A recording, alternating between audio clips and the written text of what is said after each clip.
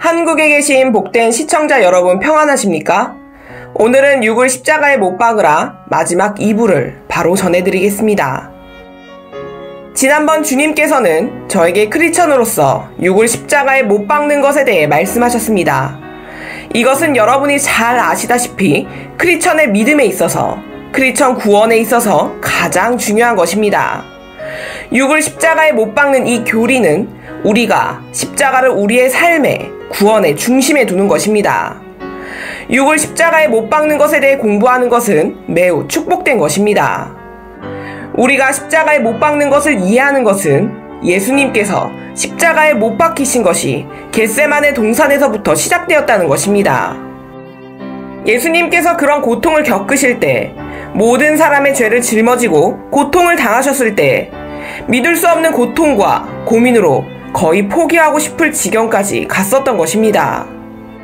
우리에게 주시는 가장 중요한 점은 우리는 예수 그리스도의 구원을 당연시해서는 안 된다는 것입니다. 왜냐하면 그것은 너무 무거워 예수님께서도 거의 포기하시고 싶었기 때문입니다. 그 말은 주님은 자신이 완전히 죄가 없으신 분이라는 것을 아셨다는 것입니다. 온전히 죄가 없으셨습니다. 주님은 자신이 하나님이시지만 죄를 온전히 감당하신 것이었습니다.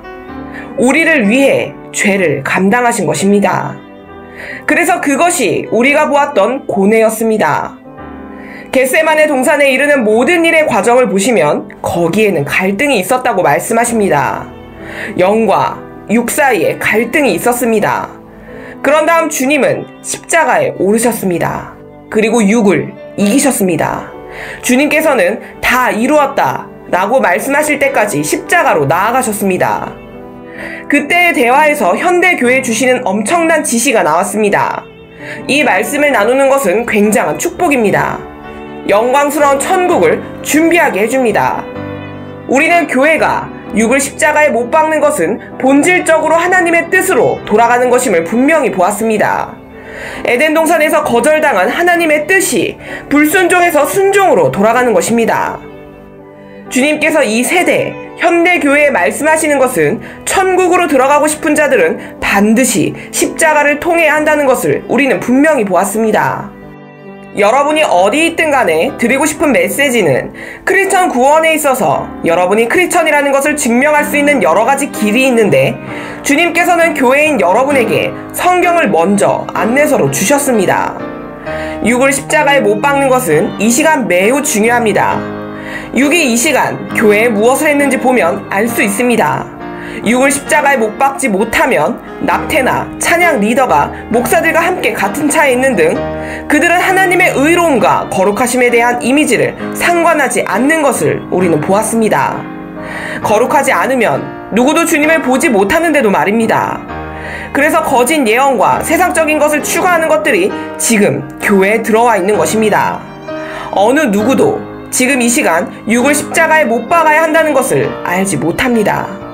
하지만 지금 이 말씀을 듣고 있는 많은 분들은 내가 믿는 자로서 내가 정말 극복한 자인지 우리 자신을 시험할 수 있는 방법이 많이 있는 것을 압니다.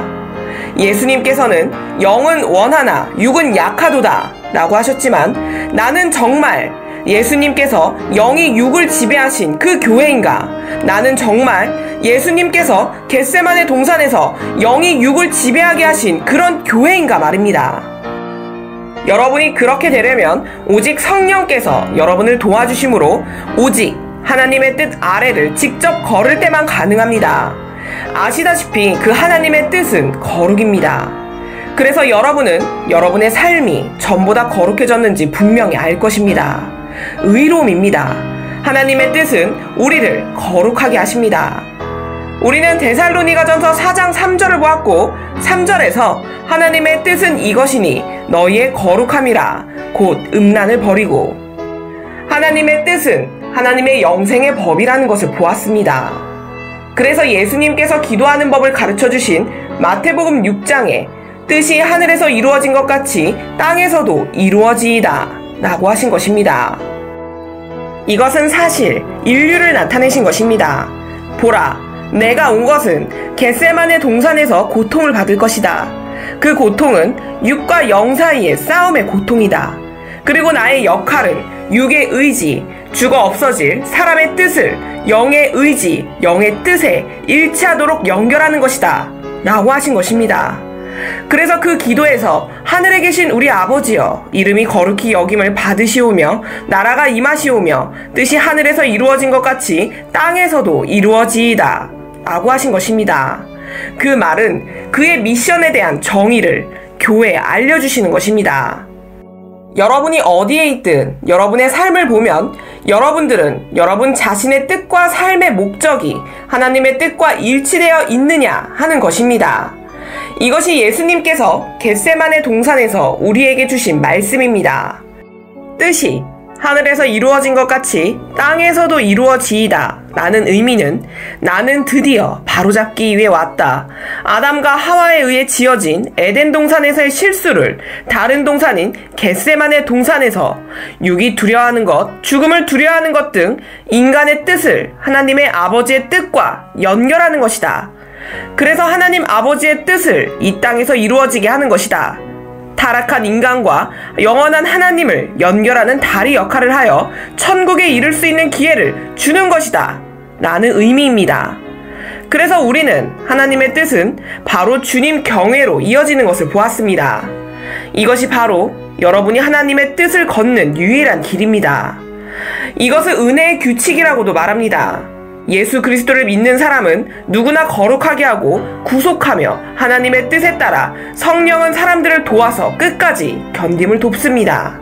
여러분을 보십시오. 여러분은 견디고 있습니까? 왜냐하면 많은 크리스천들은 무슨 일이 생기면 그들의 구원을 갖다 버리기 때문입니다. 하나님의 뜻은 언제나 우리에게 회개를 요구하십니다. 다른 말로 하면 주님께서 말씀하신 것은 겟세마네 동산에서 교회에 주신 지시사항은 육을 십자가에 못 박는 것은 견디는 것, 순종을 부르는 것이라고 하셨습니다. 우리는 지난번에 갈라디아서 5장 24절에 그리스도 예수의 사람들은 육체와 함께 그 정욕과 탐심을 십자가에 못 박았느니라 를 보았습니다. 십자가에 육을 못 박는 것은 순종과 같은 것이라고 말씀드렸습니다. 그 순종은 에덴 동산에서 잃었던 것입니다. 그렇다면 여러분은 그 순종을 다시 회복했습니까? 예를 들면 누가복음 9장 23절에서 26절을 보겠습니다. 또 무리에게 이르시되 아무든지 나를 따라오려거든 자기를 부인하고 날마다 제 십자가를 지고 나를 따를 것이니라. 누구든지 제 목숨을 구원하고자 하면 잃을 것이요 누구든지 나를 위하여 제 목숨을 잃으면 구원하리라. 이 구절은 사실 육을 십자가에 못 박는 것에 대해 말하고 있는 것입니다. 육을 십자가에 못 박으면 여러분은 영적으로 얻는 것이 더 많다는 것입니다. 이 땅에서의 육의 삶은 70에서 100년입니다. 120년을 살더라도 그 질은 어떠합니까? 그러니 70에서 100살을 산다고 하더라도 영생과는 비교할 수 없습니다. 25절입니다. 사람이 만일 온 천하를 얻고도 자기를 잃든지 빼앗기든지 하면 무엇이 유익하리요? 여러분의 영혼을 잃는다는 말입니다. 26절입니다. 누구든지 나와 내 말을 부끄러워하면 인자도 자기와 아버지와 거룩한 천사들의 영광으로 올 때에 그 사람을 부끄러워하리라. 여기에 매우 분명합니다. 여러분, 육을 십자가에 못 박는 것을 말씀드릴 때 육은 교회에 성적인 음란을 너무 많이 하게 만들었음이 매우 분명합니다. 제가 어떤 나라에 있을 때 어느 여인이 저에게 이렇게 말했습니다.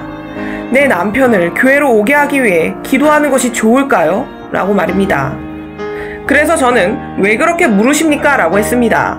그 여자가 대답하기를 제가 오랫동안 남편이 교회에 나오도록 금식하고 기도를 했습니다. 그런데 남편이 교회에 출석했을 때 바로 새 여자를 만나 음란죄를 범하여 아기를 낳았습니다. 라고 했습니다. 이 모든 스토리는 교회를 부끄럽게 하고 교회의 권위를 없애는 것입니다. 이런 일들이 교회에서 쉽게 일어나고 있습니다. 왜냐하면 육을 십자가에 못 박지 않았기 때문에 일어나는 일입니다. 여러분이 주님의 영의 복종과 권위 아래 육을 둘 때 교회는 하나님의 빛이 됩니다. 지난밤 주님께서 환상 중에 그리스도의 빛인 교회에 대해 말씀하셨습니다. 어딘가 집회 중에 기도를 하고 있었는데 어둠 속에 빛이 나고 있었습니다. 그 빛은 엄청났습니다. 그 빛은 너무나 거룩했고 의로웠습니다. 그 빛은 그리스도의 빛이었습니다. 그것은 다시 태어나기를 갈망하고 있었습니다. 그것이 바로 교회가 있어야 하는 곳입니다. 심지어 시장에 있든 사무실에 있더라도 말입니다. 그런 장소가 여러분이 바로 빛을 발해야 하는 곳들입니다. 세상의 빛 말입니다. 그것이 바로 전도의 역할이고 주님께서 주신 사명입니다. 하지만 우리의 죄가 세상보다 더 악해질 때 그 여인이 말했던 것처럼 남편이 교회에 오도록 기도하는 것이 좋은 일인지 질문할 수밖에 없어지는 것입니다. 육을 십자가에 못 박는 것이 핵심이 되어야만이 교회가 영생을 볼 수 있게 됩니다. 육이 썩을 것에서 썩지 않는 것으로, 부패하는 몸에서 부패하지 않는 몸으로 변화될 때 사망이 삼켜져 승리했다는 말씀이 이루어지는 것입니다. 죄의 삭은 사망입니다. 그래서 이것은 사실 죄를 이기는 것을 말하는 것입니다. 우리가 알다시피 죄를 담는 그릇은 육입니다. 여러분의 죄를 실어 나르는 것은 육입니다.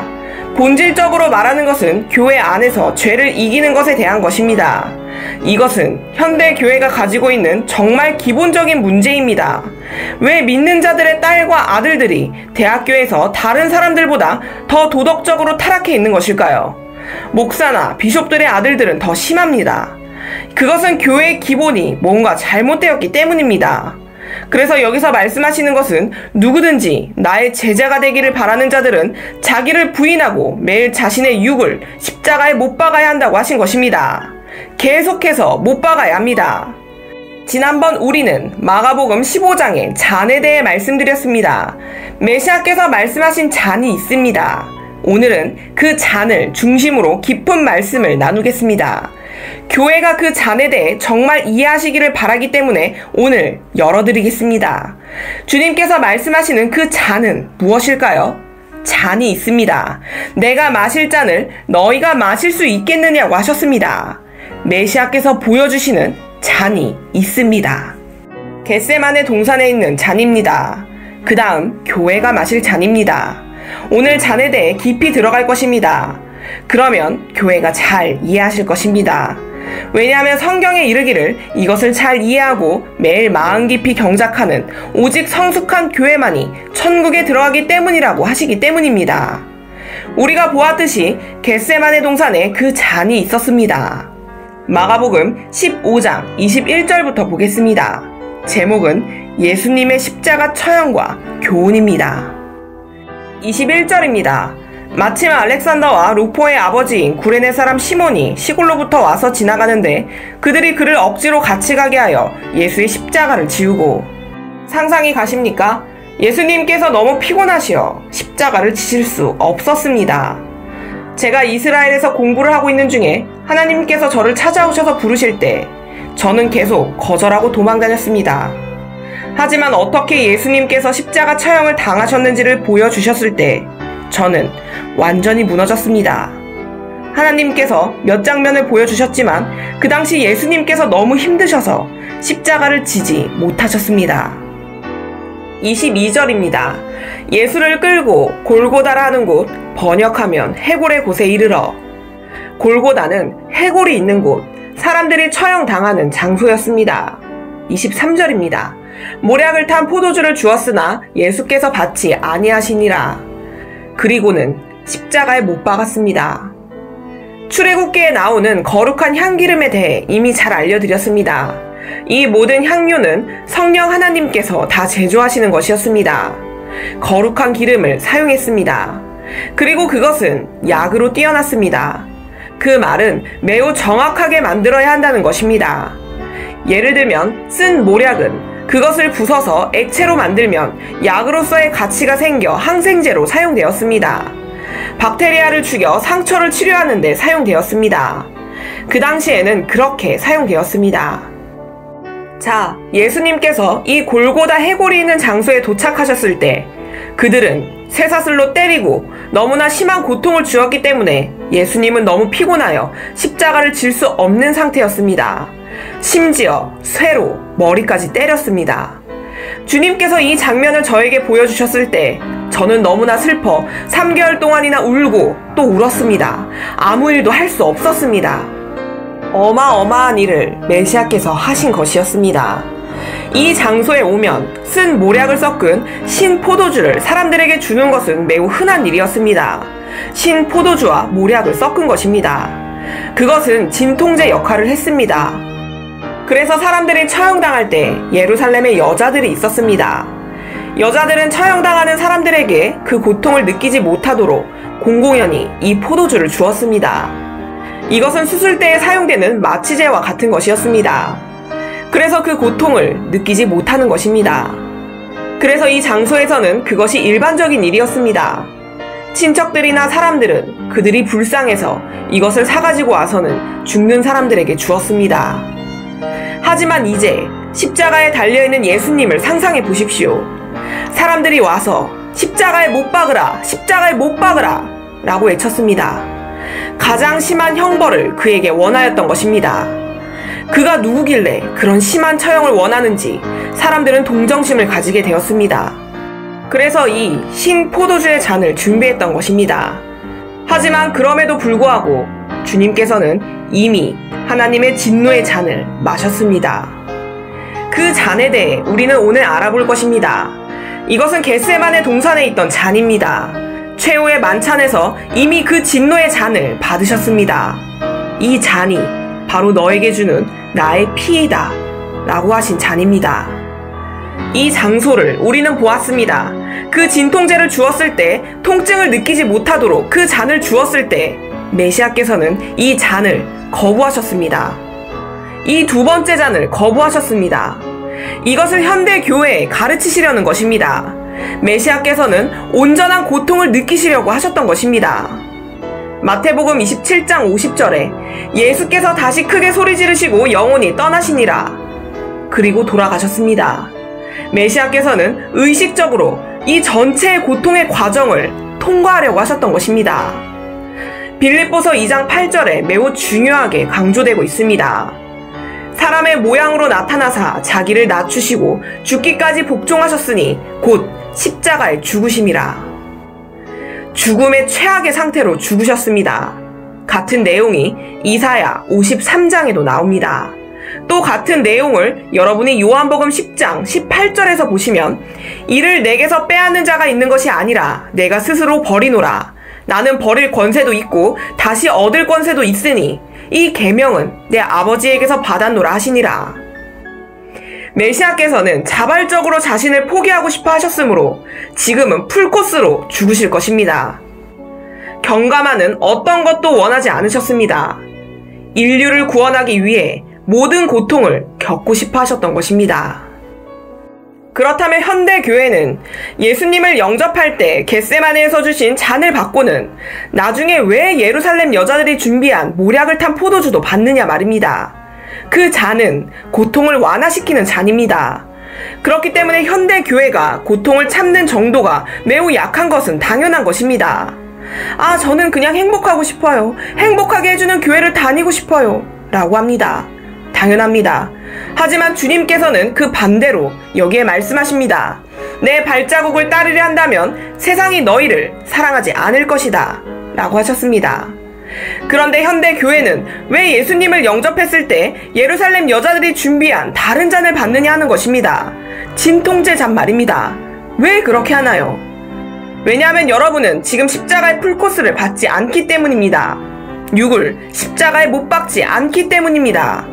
예를 들어 여러분이 거듭난 것은 알지만 여러분은 현대 크리스천입니다. 그래서 여러분은 금요일에 나이트클럽에 가서 우리는 콜라만 마십니다. 그러니 걱정 마십시오. 라고 합니다. 그런데 크리스천들이 나이트클럽에서 무엇을 하고 있습니까? 영혼을 파괴시키는 사탄은 거기에서 열심히 일을 하고 있습니다. 거듭났다고는 하지만 미니스커트를 입고 세상에서 벌거벗고 다닙니다. 왜 크리스천들이 부도덕한 옷을 입고 다닙니까? 성경은 매우 분명히 말합니다. 보라, 너희 몸은 사신 바 되었다. 더 이상 너희 것이 아니다. 라고 하셨습니다. 어느 누구도 창녀의 몸과 섞일 수 없다고 하셨습니다.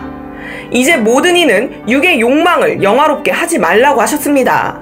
하지만 현대교회 목사들을 보십시오. 그들의 설교는 달콤한 설교입니다. 육을 긁어주는 설교입니다. 그들은 구원의 능력이 없습니다. 그래서 절름발이들은 아직도 절름발입니다. 대적은 크리스천과 함께 교회에 있기를 원합니다. 왜냐하면 거기가 편하기 때문입니다. 대적 자신이 교회에 미리 가르침으로 그들이 복음에 면역이 되게 만듭니다. 그래서 계속해서 죄를 즐기고 짓고 있는 것입니다.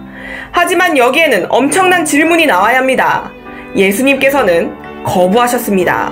나는 두 번째 잔을 받아야 할 이유가 없다. 나는 하나님의 진노의 잔을 이미 받았다. 십자가의 잔, 겟세마네 동산의 잔을 받았다. 영생의 잔을 받았다. 왜 내가 지금 다른 잔을 받아 영생을 놓쳐야 하는가? 라고 하신 것입니다. 그래서 여러분은 지금 주님의 집에서 너무나 많은 일들이 일어나고 있는 것을 보는 것입니다. 요한복음 10장 18절은 예수님께서 의도적으로 그 고통을 겪으려고 하셨다는 것을 잘 나타내주는 아주 아름다운 구절입니다. 계획된 것이었습니다. 17절부터 보겠습니다. 내가 내 목숨을 버리는 것은 그것을 내가 다시 얻기 위함이니 이로 말미암아 아버지께서 나를 사랑하시느니라. 이를 내게서 빼앗는 자가 있는 것이 아니라 내가 스스로 버리노라. 나는 버릴 권세도 있고 다시 얻을 권세도 있으니 이 계명은 내 아버지에게서 받았노라 하시니라.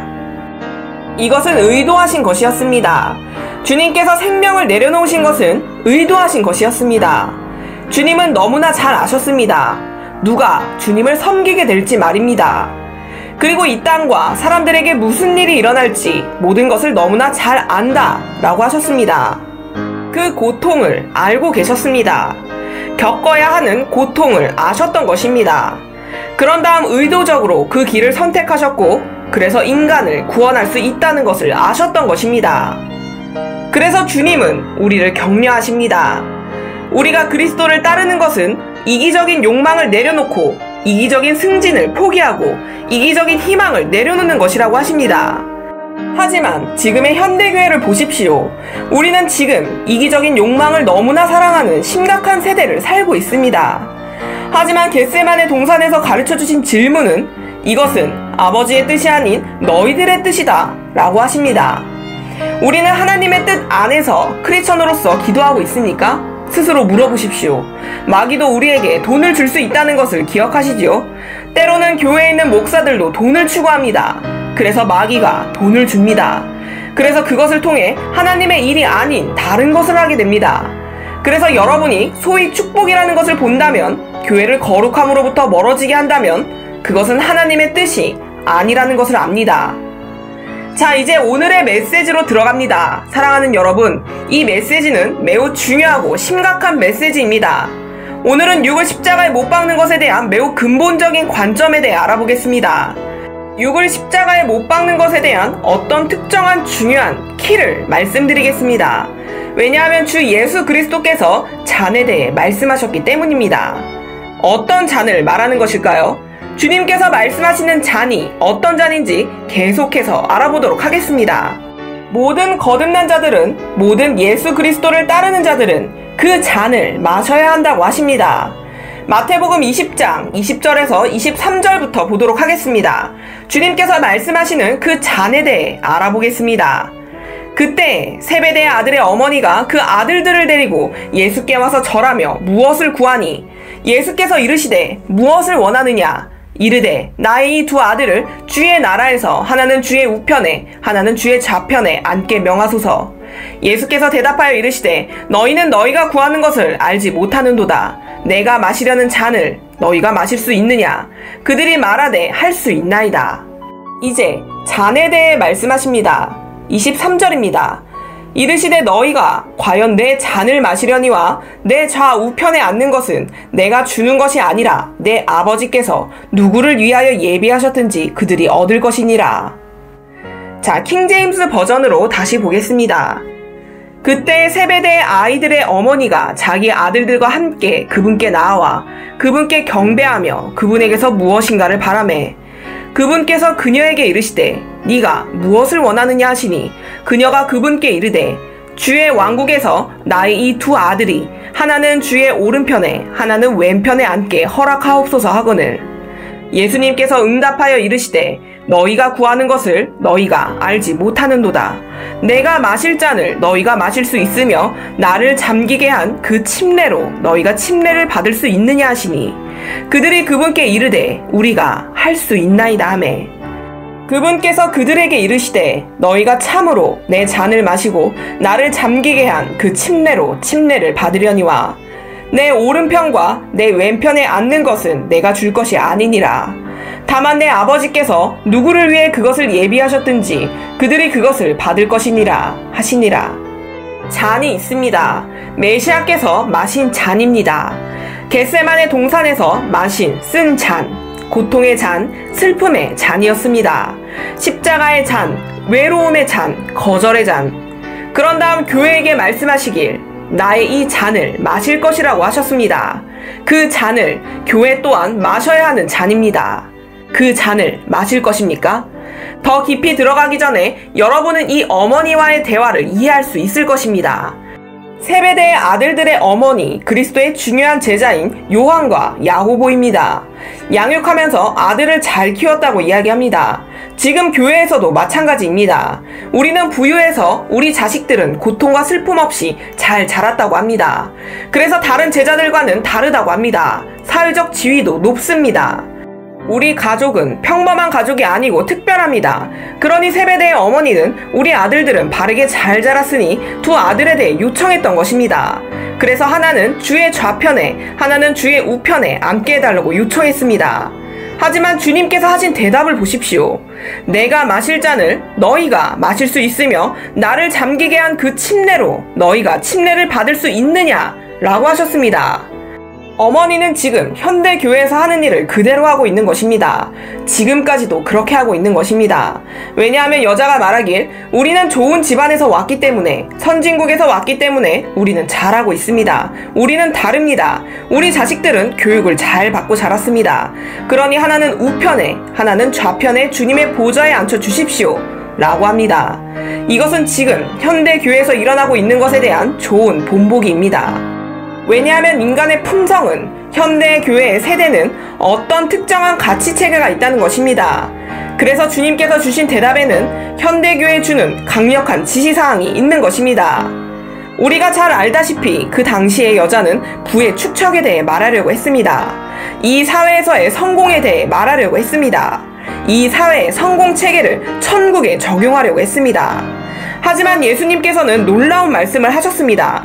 사람들은 우리는 미국, 유럽, 호주 등 선진국에서 왔으니까 잘하고 있다고 합니다. 그러니 아들 하나는 우편에 하나는 좌편에 앉혀달라고 합니다. 보시다시피 현대 교회의 가치체계는 세상으로부터 왔습니다. 그래서 주님께서는 그것을 무시하셨습니다. 무너뜨리셨습니다.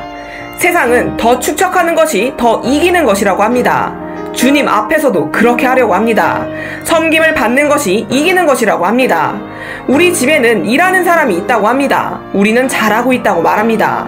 이런 종류의 사회 상태를 예수님 앞으로 가져온 것입니다. 사회적 지위가 높다고도 합니다. 하지만 예수님께서는 여자에게 매우 분명히 말씀하셨습니다. 아무리 부유하더라도 하나님 앞에서는 그것이 성공했다는 의미가 되지 않는다고 하신 것입니다. 내 우편이든 좌편이든 내가 둘 수 없다. 시간이 되면 하나님 아버지에 의해 비밀이 알려질 것이다. 섬김을 받는 것이 위대하다는 것이 아닙니다. 그 반대입니다. 주님 앞에서는 섬기는 자가 더 큰 자입니다. 존경을 받는 것이 아니라 다른 사람을 존경하는 것이 더 크다고 하십니다.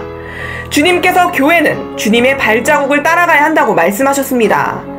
이 잔 앞에서는 이 세상의 룰을 적용하지 말라고 하셨습니다. 현대 교회는 더 많은 부를 축적합니다. 개인 전용기 등 너무나 많습니다. 와, 우리는 주님 앞에 잘 서 있는 거야 라고 합니다. 아닙니다. 그들에 의하면 아프리카에서 살다가 선진국에 가서 살면 성공했다고 합니다. 하지만 주님 앞에서는 그렇지 않습니다. 그래서 그들이 설교할 때 씨 뿌리는 설교를 하는 것입니다. 집회에 가기 전에 10만 유로를 먼저 보내라고 합니다. 개인 자가용 비행기에 연료가 필요하다고 돈을 보내라고 합니다. 이런 일들을 여러분이 잘 알지 않습니까? 이런 것들은 세상에서 온 것입니다. 그들은 주님 앞에 이런 일들을 한다고 하지만 주님께서는 아니다. 이런 것들은 나의 뜻이 아니다. 이런 일들은 주님 앞에 영광을 돌리는 일이 아니다. 라고 하십니다. 이 세대에서 섬김을 받는 것보다 형제를 섬기는 것이 더 크다고 하셨습니다. 자, 잔에 들어가기 전에 이런 점들을 이야기하는 것은 놀라운 일입니다. 주님의 잔입니다. 주님 앞에 가장 큰 것은 첫 번째로 희생입니다. 두 번째로 주님을 섬기는 것입니다. 세 번째로 섬기는 데 있어서의 고통입니다. 그래서 주님께서는 내 발자국을 따르라고 하셨습니다. 이사야서 66장 1절에서 3절을 보시면 잘 나옵니다. 여호와께서 이와 같이 말씀하시되 하늘은 나의 보좌요 땅은 나의 발판이니 너희가 나를 위하여 무슨 집을 지으랴 내가 안식할 처소가 어디랴. 나 여호와가 말하노라 내 손이 이 모든 것을 지었으므로 그들이 생겼느니라. 무릇 마음이 가난하고 심령에 통회하며 내 말을 듣고 떠는 자 그 사람은 내가 돌보려니와 소를 잡아 드리는 것은 살인함과 다름이 없이 하고 어린 양으로 제사를 드리는 것은 개의 목을 꺾음과 다름이 없이 하며 드리는 예물은 돼지의 피와 다름이 없이 하고 분향하는 것은 우상을 찬송함과 다름이 없이 행하는 그들은 자기의 길을 택하며 그들의 마음은 가증한 것을 기뻐한즉. 그렇다면 잔은 어떻습니까? 말씀하시길 너희가 내 잔을 마시려니와 라고 하셨습니다. 예수님께서 말씀하신 이 잔은 무엇일까요? 오늘은 여기서부터 말씀을 보길 원합니다. 예수님께서 보신 이 잔을 보길 원합니다. 주님께서는 언제나 잔에 대한 장면, 이미지를 보여주실 때 그것은 주님의 진노를 나타내셨습니다. 예레미야 25장 15절에 우리는 매우 분명히 볼 수 있습니다. 잔은 주님의 진노를 나타내십니다.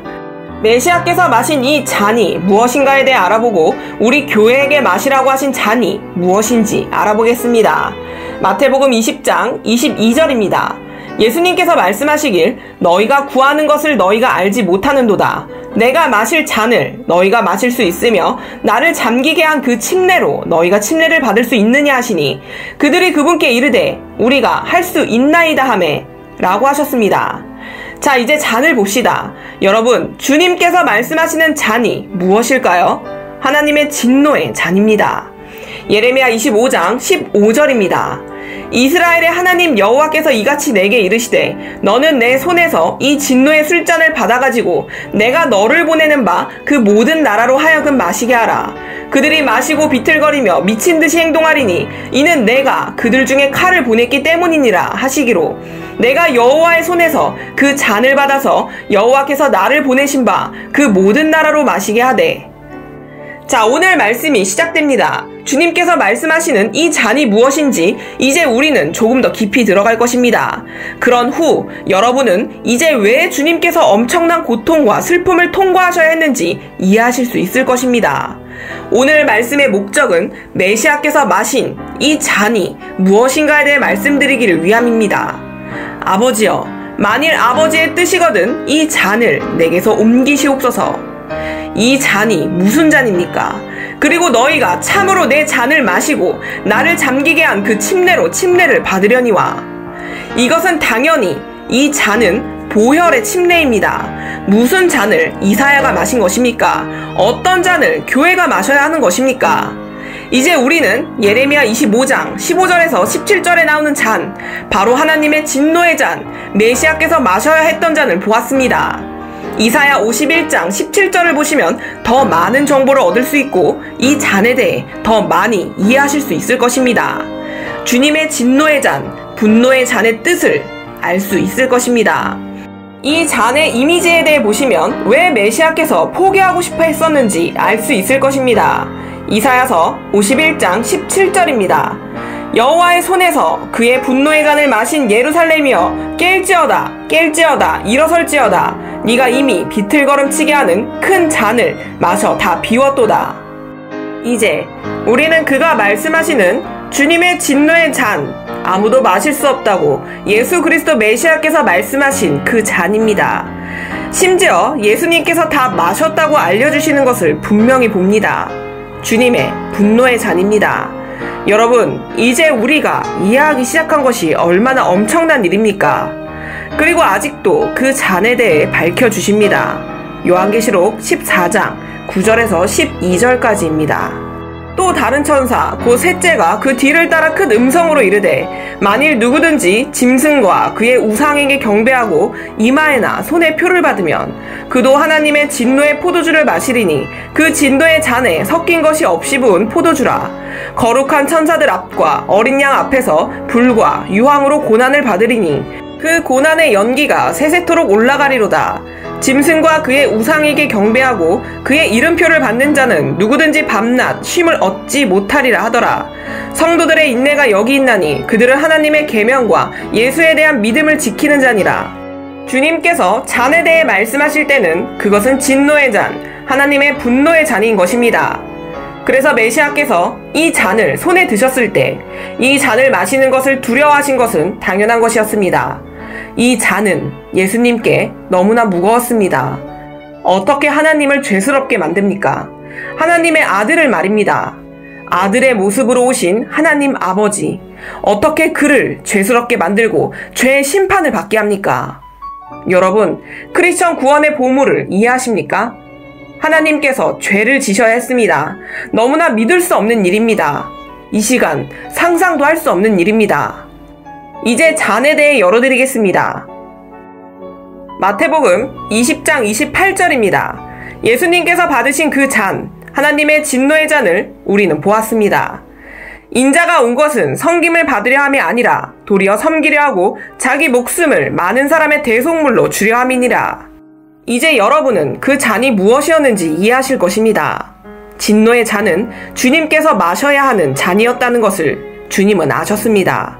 진노의 잔, 그 잔에는 하나님의 저주가 있었습니다. 죄에 대한 하나님의 저주였습니다.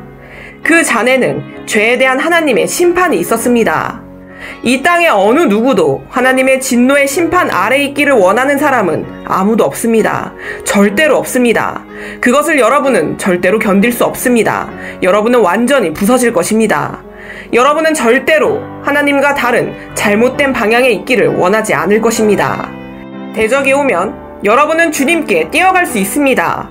하지만 하나님이 돌아서시면 여러분은 끝입니다. 영원한 지옥으로 떨어질 것을 여러분은 알고 있습니다. 그렇기 때문에 이 잔은 방금 읽은 구절인 마태복음 20장 28절에서 본 주님의 진노의 잔입니다. 이 잔은 죄에 대한 하나님의 심판입니다. 이 잔은 역시 주님의 저주입니다. 이런 잔을 우리는 지금 말하고 있는 것입니다. 이 엄청난 잔을 주님께서 다 마신 것입니다. 주님은 그 하나님의 두려운 진노의 잔을 두려워하셨던 것입니다. 이 잔은 하늘이 닫히는 것입니다. 하나님은 하늘 문을 닫으셨습니다. 하나님께서 얼굴을 가리셨습니다. 얼굴을 가리시고는 하나님의 모든 진노를 부으셨습니다. 그리하여 처음으로 영생의 천국의 문이 주님께 완전히 닫히는 것이었습니다.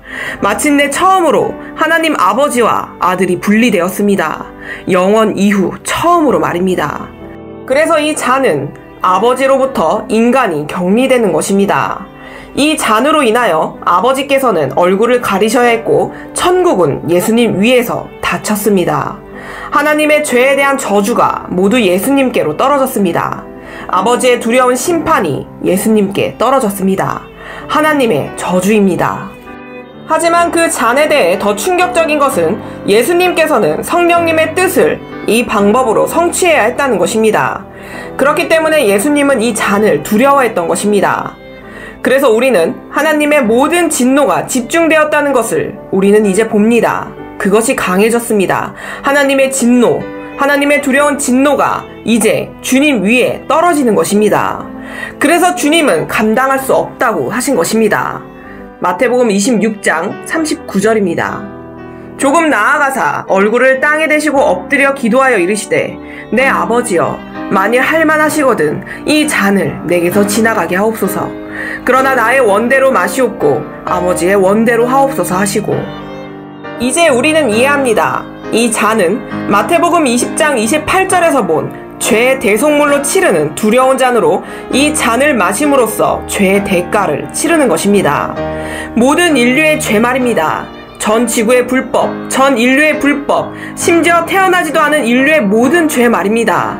살인, 부정부패, 부도덕 모든 것 말입니다. 예수님께서는 죄가 없으셨는데도 말입니다. 그래서 이 잔은 우리의 죄의 대가입니다. 이 잔이 바로 보혈이었습니다. 그 자신의 보혈을 부으신 것이었습니다. 그래서 두려워하셨던 것은 당연했습니다. 다 마셨습니다. 그러고 나서 이 잔을 너희도 마셔야 할지니라 라고 하셨습니다. 다른 말로 하면 예수님의 제자는 이 잔을 마셔야 했던 것입니다. 그렇다면 질문을 드립니다. 이것이 주님이 마셨던 그 잔과 같은 잔일까요? 여러분, 주님께서 이 엄청난 말씀을 남은 교회에게 주시기로 하신 장소는 바로 겟세마네 동산이었습니다. 사실 감람산이었습니다. 왜 그러셨을까요? 예수님에 관한 모든 것은 의도적으로, 계획적으로 시간이 다 정해져 있습니다. 심지어 장소까지도 특정한 메시지가 있는 것입니다. 왜 겟세마네 동산을 선택하신 것일까요? 여러분, 왜 그 장소로 겟세마네 동산을 선택하신 것일까요? 클라이막스 장소로 말입니다. 예수님은 왜 세 제자만 데리고 가셨는지 그 이유는 이미 말씀드렸습니다. 하나님의 영광을 본 사람들만 이제 메시아의 영광을 보는 것입니다. 그들은 감람산에서 변모를 보았습니다. 눈보다 훨씬 더 희었습니다. 케냐 사람들과 전 세계 사람들도 이미 그 영광을 보았습니다. 거룩하고 거룩한 하나님의 영광입니다.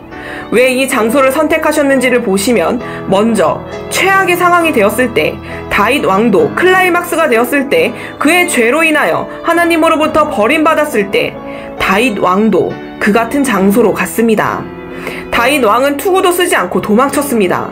세상에 가장 최악의 순간이 올 때, 십자가 처형의 순간이 올 때, 클라이막스가 올 때 우리 주 예수님께서도 역시 단계를 거쳐 겟세마네 동산으로 가셨습니다. 왜 그러셨을까요? 우리가 잔에 대해 보기 전에 왜 여기를 선택하셨는지 먼저 보도록 하겠습니다. 교회에 말씀하시는 잔이 이 잔과 같은 것일까요? 메시아께서 드신 이 똑같은 잔을 교회에 마시라고 한 것일까요? 먼저 그 장소를 보십시오. 왜 겟세마네 동산으로 가셨을까요? 여러분이 잘 아시다시피 거기에는 큰 감람나무가 있는 장소로 알려져 있습니다. 엄청 오랫동안 견뎠습니다. 왜 그런 감람나무가 성경의 상징인지 여러 차례 말씀드렸습니다. 사랑하는 여러분, 예수님께서는 언제나 리듬을 가지셨다는 것을 기억하십시오. 그 리듬은 하늘에 의해 정해졌습니다. 예수님께서 공생의 사역을 하실 때마다 언제나 사람들로부터 물러나시어 천국에 계신 하나님 아버지와 교제를 나누셨습니다. 그리고 하나님 아버지께서는 예수님을 도우시고 공급해 주시어 예수님께서는 사역을 계속하실 수 있었습니다. 예수님께서는 항상 대중들로부터 물러나 계셨습니다. 그리고 가셨던 곳이 바로 여기였습니다. 여기가 바로 예수님께서 대중들로부터 나와서 가셨던 곳이었습니다. 주님을 조용히 만났던 곳이고 하나님 아버지께 기도를 드렸던 곳입니다. 심각하게 아버지를 만난 곳이며 교제를 나눌 때마다 항상 이 장소로 가셨습니다. 그리고 다시 공급해 주신 곳이며 지시를 주신 곳이며 대화를 하신 곳입니다. 주님과 다시 연결되신 곳입니다. 여기가 바로 그 장소입니다. 용기를 주신 곳입니다. 그리고 여기가 바로 주님과의 교제를 통해 거룩하게 되는 곳이었습니다. 여기서 거룩하게 되어 항상 주님을 만나뵐 수 있게 되는 것이었습니다. 여기에서 주님을 만나시는 것입니다. 거룩하게 되어 주님과의 교제가 이루어지는 곳입니다. 주님께서 너를 여기 이 장막에서 항상 만나겠다고 하신 그곳입니다. 여기가 바로 성전에 있는 장막에 들어가는 입구인 것입니다. 여기가 바로 거룩하게 되어 주님과의 교제가 이루어지는 장소입니다. 그래서 클라이막스가 되었을 때 주님께서는 여기로 달려오셨던 것입니다. 제가 여러 번 말씀드렸습니다. 여기가 바로 메시아께서 안식을 취하셨던 곳입니다. 여기 누워서 하나님 아버지와 만나고 잠드신 곳입니다. 그래서 여기서 휴식을 취하시고 안식을 취하셨던 곳입니다. 여러 번 말씀드렸습니다. 여기로 달려와 휴식을 취하셨습니다. 주님의 침대라고도 부를 수 있습니다. 거기서 주무셨습니다. 구속자이시며 왕 중에 왕께서 말입니다. 이것은 여러분에게도 익숙할 것입니다. 사람들이 일반적으로 삶에서 아파서 병원에 갈 수 없는 최악의 상황이 올 때 그들은 집으로 돌아갑니다. 자기가 잠자던 침대로 갑니다. 자기가 누웠던 곳으로 갑니다. 사람들은 죽게 되면 보통 자기 방으로 돌아갑니다. 주님께서도 마찬가지였습니다. 최악의 상태가 올 때 주님도 곧 무엇이 닥칠지 아셨기 때문에 잠드셨던 곳으로 가기 원했던 것입니다. 주무셨던 침대를 찾으셨습니다. 최악의 상황이 되면 가장 익숙한 곳으로 가는 것입니다. 또 다른 이유는 주님께서는 언제나 이곳으로 물러나 계셨습니다. 모든 사람들은 어디에 가면 예수님을 찾을 수 있는지 다 알았습니다. 언제나 사역 중 대중으로부터 물러나시면 사람들은 항상 어디서 예수님을 찾을 수 있는지 알았습니다. 그래서 가룟 유다도 어디에 가면 예수님을 찾을 수 있는지 그 장소를 알았던 것입니다. 그 말은 예수님께서는 숨기를 원하지 않으셨다는 말입니다. 그래서 이 장소로 가신 또 다른 이유였던 것입니다. 얼마나 강력합니까? 예수님을 찾는 자들에게 숨기를 원하지 않으셨습니다. 어디 계신지 아는 곳에 계셨던 것입니다. 그들이 찾도록 말입니다. 그를 죽이려던 사람으로부터 도망가지 않으셨습니다. 메시아께서는 발견되기를 원하셨습니다. 요한복음 10장 17절부터 보시면 메시아께서는 발견되기를 원하셨습니다. 내가 내 목숨을 버리는 것은 그것을 내가 다시 얻기 위함이니 이로 말미암아 아버지께서 나를 사랑하시느니라. 이를 내게서 빼앗는 자가 있는 것이 아니라 내가 스스로 버리노라. 나는 버릴 권세도 있고 다시 얻을 권세도 있으니 이 계명은 내 아버지에게서 받았노라 하시니라.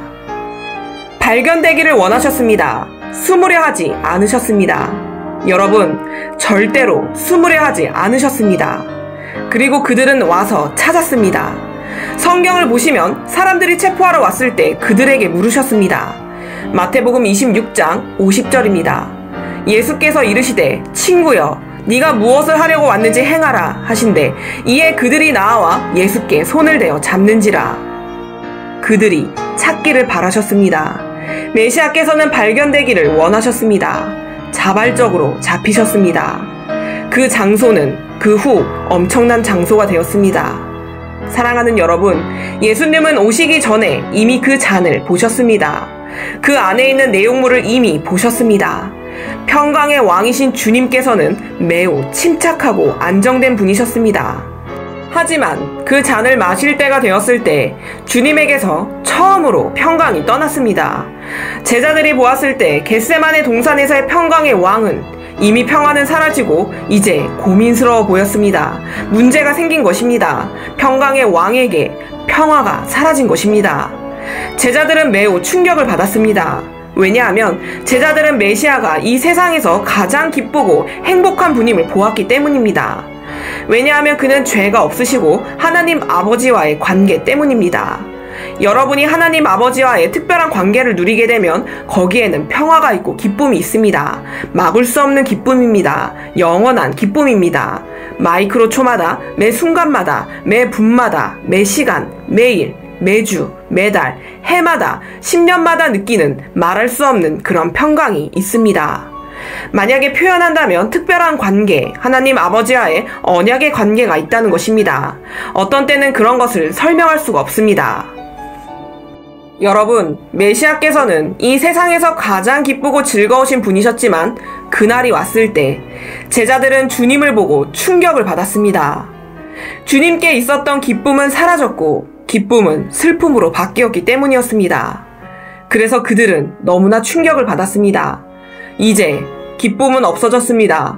기쁨이 사라진 예수님의 그런 모습을 제자들은 본 적이 없었습니다.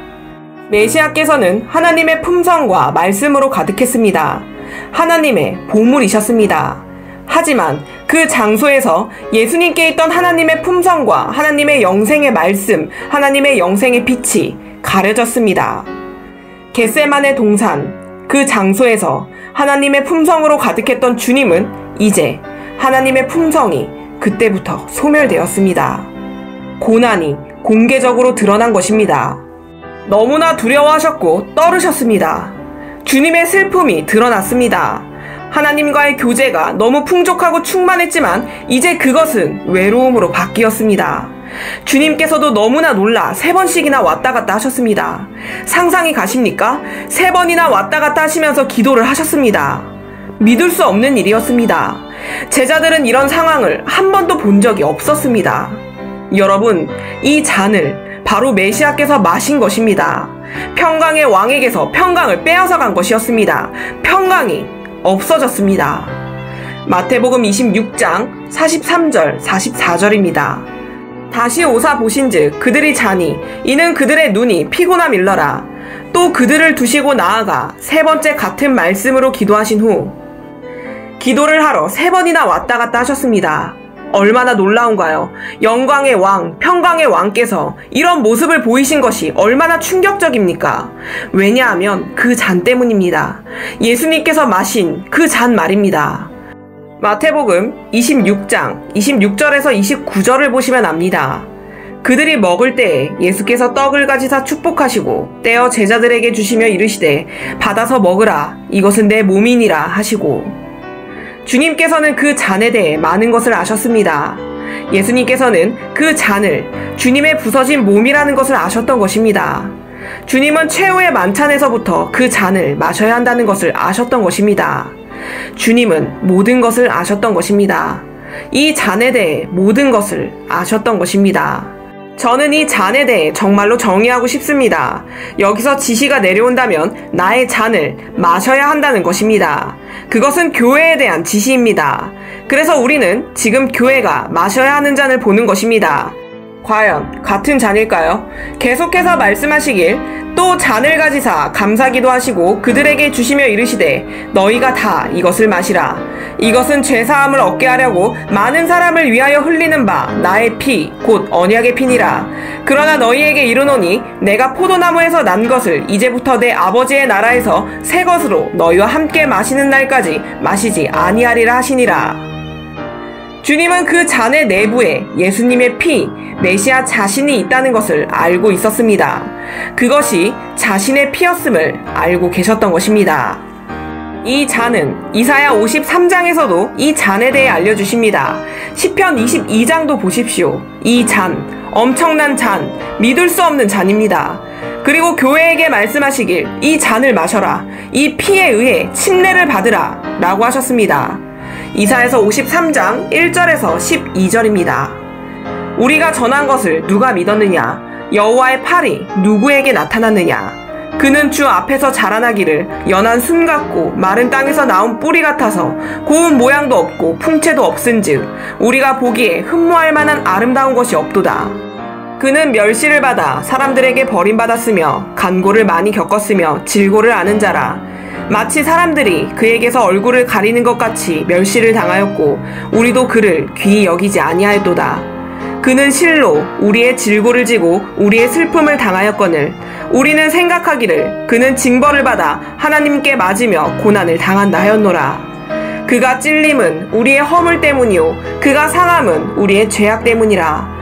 그가 징계를 받음으로 우리는 평화를 누리고 그가 채찍에 맞음으로 우리는 나음을 받았도다. 우리는 다 양 같아서 그릇 행하여 각기 제 길로 갔거늘 여호와께서는 우리 모두의 죄악을 그에게 담당시키셨도다. 그가 곤욕을 당하여 괴로울 때에도 그의 입을 열지 아니하였으며 마치 도수장으로 끌려가는 어린 양과 털 깎는 자 앞에서 잠잠한 양같이 그의 입을 열지 아니하였도다.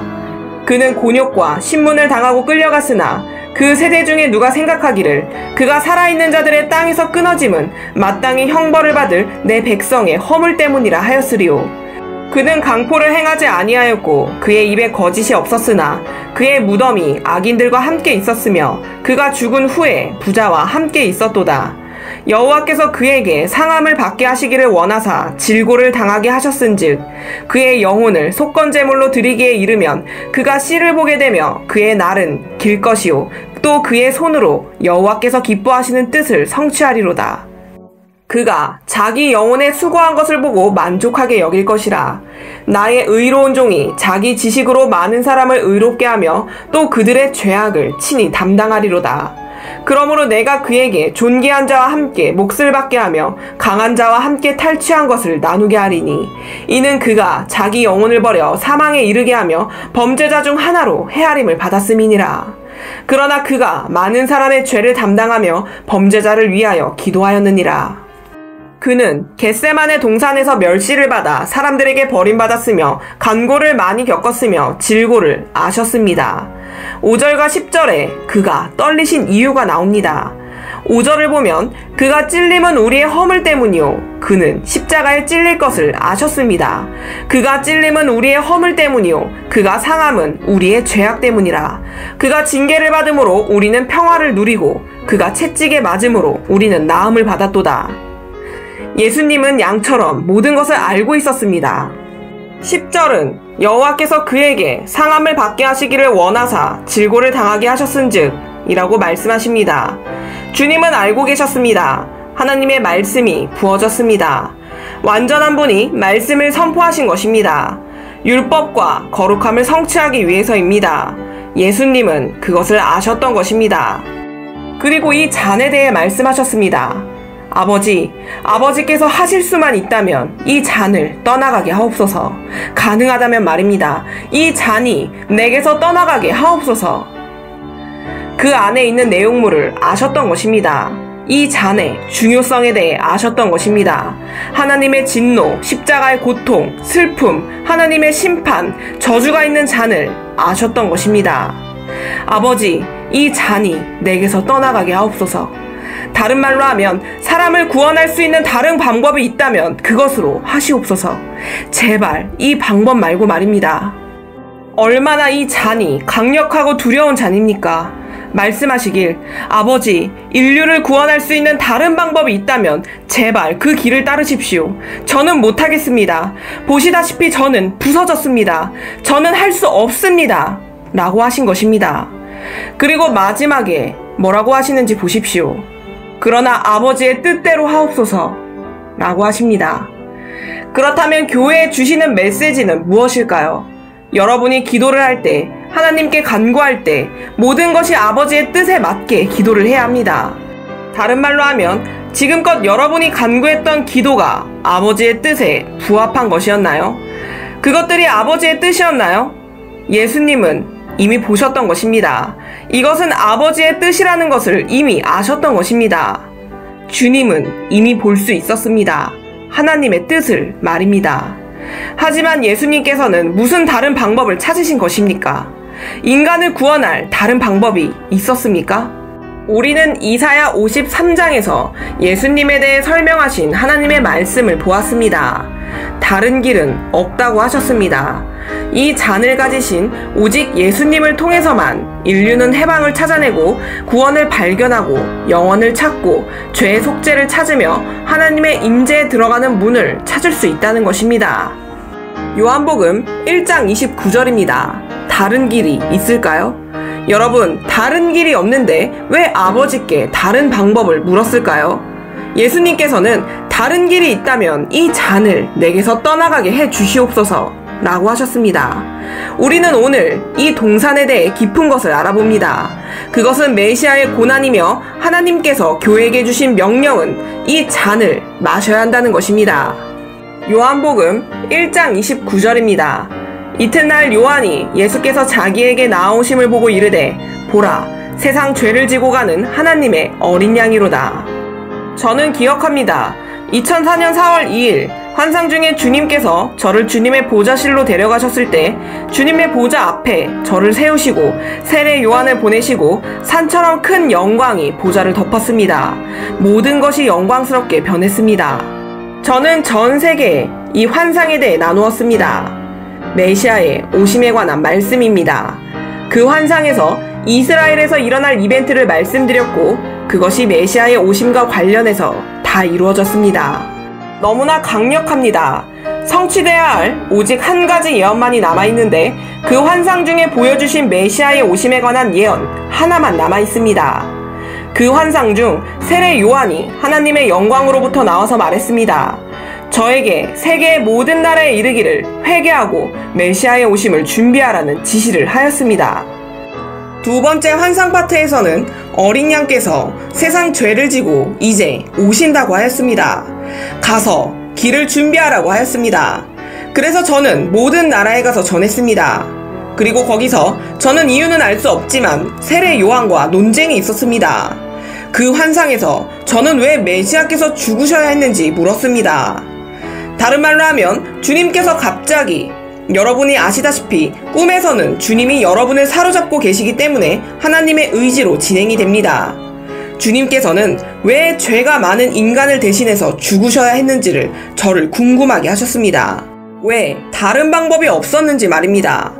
하지만 세례 요한은 걱정하지 말라. 아버지의 뜻이 이루어지기 위해서 인간을 위해 대신 죽으셨다고 말했습니다.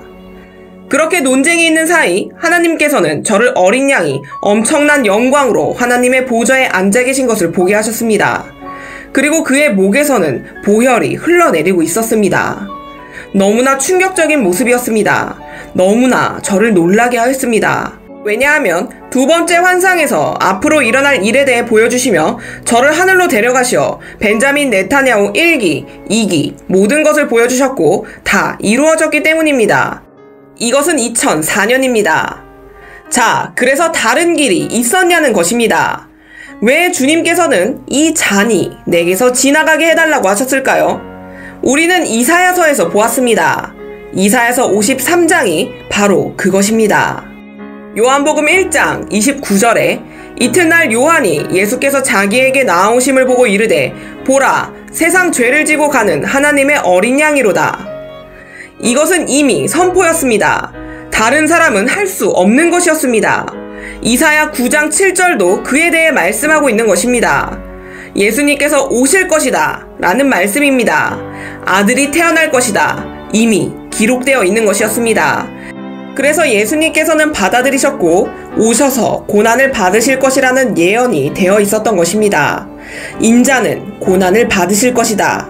그리고 그가 3일 만에 다시 성전을 세우실 것이다 라는 그 자신에 대한 예언 또한 주셨습니다. 얼마나 대단합니까? 이사야 9장 7절입니다. 그 정사와 평강의 더함이 무궁하며 또 다윗의 왕자와 그의 나라에 군림하여 그 나라를 굳게 세우고 지금 이후로 영원히 정의와 공의로 그것을 보존하실 것이라. 만군의 여호와의 열심히 이를 이루시리라. 그는 이미 택함을 받으셨던 것입니다.